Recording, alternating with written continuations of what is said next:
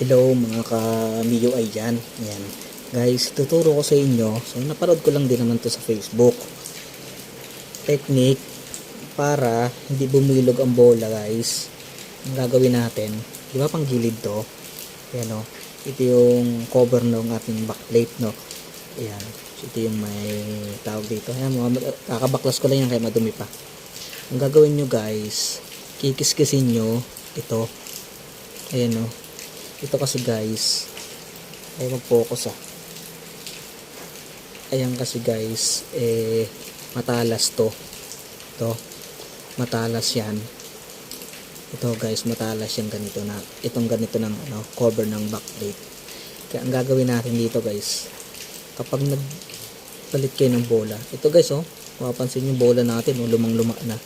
Pero, pansinin nyo guys, walang kanto yan. Walang kanto yan. Alam nyo kung bakit guys. Ayan, yung mga dents lang yan guys. Yung mga dents lang yan.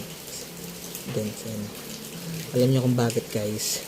Kasi nga, nilihain lang to. Lihain lang natin to guys. Ayan. Yung gilid na to. Para hindi na tayo magpalit halos ng bola. Pero ito, parang gusto ko na rin palitan kasi tingnan nyo naman ang dumi na.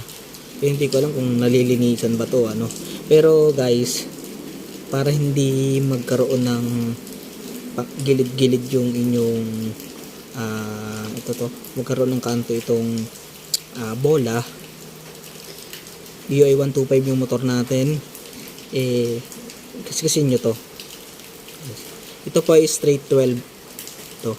Straight 12 to, straight 12. Hindi to 10-12 or Ito po ay straight 12. Ang alam ko stock ata yung straight 12. Tagal natin to guys, parang taon ko na ginagamit tong bola na to. Kaya mapapansin nyo, walang ito guys. Hindi na to hindi na to matalas. Kiniskis ko na to niliha ko na. Huwag naman yung sobrang liha. Yung tatanggalin nyo lang yung talas nya.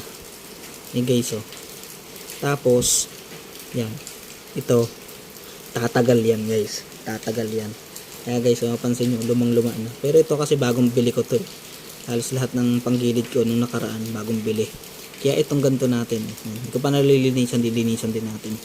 Tapos yan ito naman talagang normally mapupudpud talaga to kasi plastic lang to Tapos ito guys, bola natin. Ang purpose natin dito ay yung bola hindi magkaroon ng kanto.